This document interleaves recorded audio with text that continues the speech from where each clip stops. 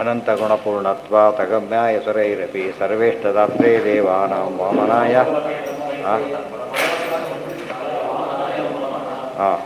ವಾಮನಾಯ ನಮೋ ನಮಃ. ಹೀಗೆ ಕೆಲವು ವಿಷಯಗಳು ಬಂತು ಹೇಳ್ತಾರೆ. ಇದಿಷ್ಟು ನೋಡಿ ಏನು ಹೇಳಿದಿರಿ ಈಗ ವಿಜ್ಞಾನ ಸಾರಥಿ ಮನಃ ಪ್ರಗ್ರಹವನ್ನೆಲ್ಲ ಹೇಳಿದ ಮೇಲೆ ಒಂದು ಒಳ್ಳೆ ಆಚಾರ್ಯ ಮತ್ತೆ ಮತ್ತೆ ಉಪಯೋಗಿಸ್ತಾರೆ, ಕೊಟೇಶನ್ ಕೊಡ್ತಾರೆ ಶ್ಲೋಕನ.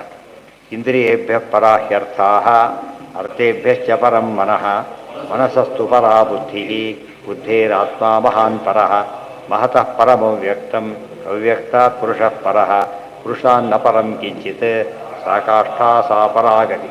ಒಂದು ಸಿಂಪಲ್ ತಾರತಮ್ಯ ಇದೆ, ಇದೊಂದೇ ತಾರತಮ್ಯ. ಅರ್ಥ ಆಯ್ತಾ?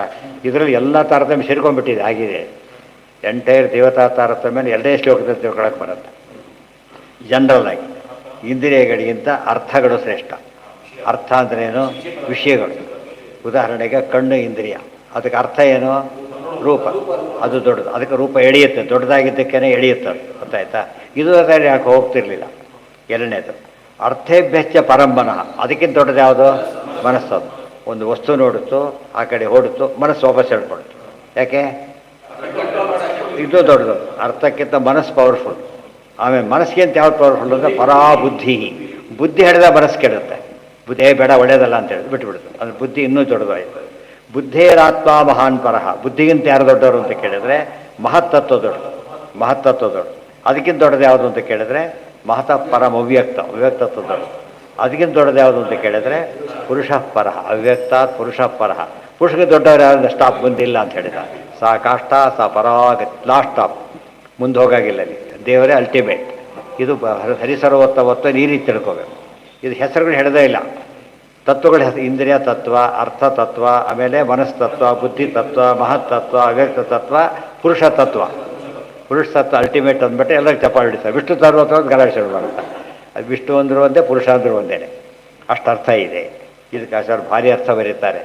ಇಂದ್ರಿಯಗಳು ಅಂದ್ರೇನು, ಅರ್ಥ ಅಂದ್ರೇನು, ಅವ್ರು ಯಾರೋ, ಮನಸ್ಸು ಅಂದ್ರೇನು, ಬುದ್ಧಿ ಅಂದ್ರೇನು, ಇದು ಬೇರೆ ಕಡೆ ಹೇಳಿದ್ದಾರೆ. ಅದಕ್ಕೆ ಆಚಾರ್ಯ ಕೊಟೇಶನ್ ಯಾತಕ್ಕೆ ಕೊಡ್ತಾರೆ ಅಂದರೆ ಅದರ ಅರ್ಥ ಅದೇ ಹೇಳುತ್ತೆ ಅಂತ ಹೇಳೋದು ಕೊಡೋದು.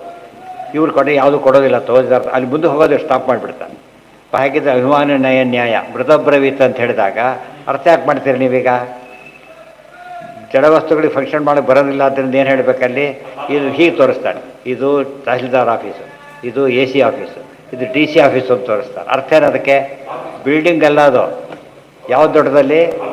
ಪವರು ದೊಡ್ಡದಲ್ಲಿ, ಅಧಿಕಾರಿ ದೊಡ್ಡವಳು. ಉಪಯೋಗಿಸ್ತೀವಿ ನಾವು ಅದನ್ನು, ಆದರೆ ಅಪ್ಲೈ ಮಾಡೋದಿಲ್ಲ. ಗೊತ್ತಾಯ್ತಾ? ಅಪ್ಲೈ ಮಾಡಿಬಿಟ್ರೆ ಕರೆಕ್ಟ್ ಆನ್ಸರ್ ಸಿಗುತ್ತೆ. ಉಳಿದವ್ರು ಯಾರೂ ಅಪ್ಲೈ ಮಾಡಲೇ ಇಲ್ಲ ಅದನ್ನು. ಆಚಾರ ಒಬ್ಬರೇ ಅದು ಫುಲ್ ಫಾಲೋ ಮಾಡಿದ್ದು. ಬ್ರಹ್ಮಸೂತ್ರ ಉಪಯೋಗ ಮಾಡಬೇಕು. ತಸ್ಮಾತ್ ಸೂತ್ರ ಅರ್ಥಮಾಗೃಹ್ಯ ಕರ್ತವ್ಯ ಸರ್ವನಿರ್ಣಯ.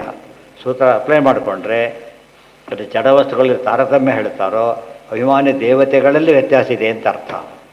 ಹೆಚ್ಚು ಅಂದರೆ ತಾರತಮ್ಯ ಮೇಲು, ಕಡಿಮೆ ಅಂದರೆ ಕಡಿಮೆ. ಈ ಅರ್ಥ ಮಾಡೋಕ್ಕೂ ಬೇರೆ ಅಲ್ಲ. ಮಾಡಿ ತೋರಿಸ್ತಾರೆ. ಫುಲ್ ಕೊಟೇಶನ್ ಕೊಟ್ಬಿಟ್ಟು ಮಾಡಿ ತೋರಿಸ್ತಾರೆ. ಭಾರಿ ಇಂಟ್ರೆಸ್ಟಿಂಗ್. ಅದು ಎಷ್ಟು ಬೆಟ್ಟಿ ಆಚಾರ್ಯ ಬರೀತಾರೆ ಗೊತ್ತಾಗುತ್ತೆ. ಇಂದ್ರಿಯೇಭ್ಯ ಸಾ ಕಥಾ ಮುಂದೆ ಹೇಳಿ ದೇಶ ಸರ್ವೇಷು ಭೂತೇಷು ಅಲ್ಲಿ ಅದು ನಾಳೆ ದಿವಸ ಅದೆಲ್ಲ ನೋಡೋಣ. ತಸ್ಮಾತ್ ಭಾಗಾತ್ಮಿಕಾ ದೇವಿ ಇತಿ ಛಾ ಅಲ್ಲಿಗೆ ಅಂದರೆ ಅದಿಷ್ಟು ನಾಳೆ ದಿವಸ ಡೀಟೇಲ್ ನೋಡೋಣ. ನಾಳೆ ಮಾಘಶುದ್ಧ ಹುಣ್ಣಿಮೆ, ಇದು ಅದು ಪುಷ್ಯ ಶುದ್ಧ ಹುಣ್ಣಿಮೆ. ನಾಡಿದ್ದರಿಂದ ಇದು ಶುರು ಸಂಕ್ರಾಂತಿ. ನಾಡಿದ್ದ ಸಂಕ್ರಾಂತಿ. ಏನ ಯಾವ್ದು? ಏನು ಸಂಕಲ್ಪ? ಭಾಗಸ್ನಾನ ಸಂಕಲ್ಪ.